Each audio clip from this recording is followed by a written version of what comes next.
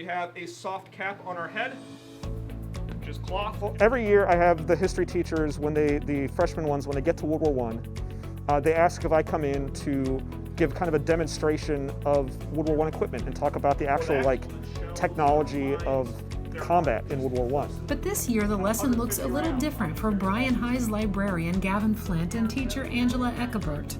I have all of my equipment carried on my waist belts. First it came with doing it via Teams, and then he got the green screen idea, and then it kind of just kept snowballing from there. Gavin saw an opportunity during remote learning to adapt this history lesson and engage students in a new way. I'm a historical reenactor in my spare time, so I've just kind of had an interest in kind of military from different periods, and World War I happened to be one of the areas that I had been interested in before becoming the school librarian.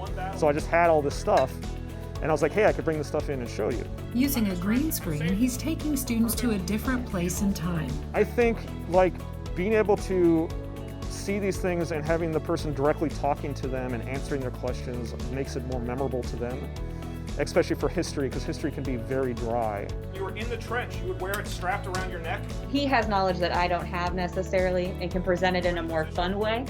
So I think making it fun, even though it's virtual, is really important. Just trying to show them more of the human side of World War I, because a lot of times you learn history and it's you see these numbers, you see this casualties, it's that doesn't really tell you anything.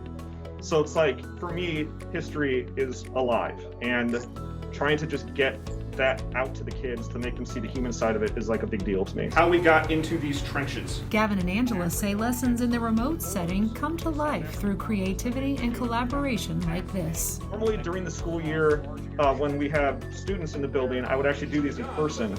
And I would go in and I would actually have a student come up as a volunteer and dress them up in the equipment to let them see what it was like. And then the student could actually tell the rest of the kids hey, this is super itchy, or this is, and the kids would get to interact with the helmets and some of the tools and just kind of see what that stuff was like. By having them interact with other kind of electronical things we can do and discussion boards we can do, it helps us understand that they're getting it. There are 2 less columns you do need to fill out on that Padlet. I mean, this is the reason I basically wanted to go into history, to try to, or go into teaching at all, to be able to impart some of the same fascination I have with history being this living, breathing thing.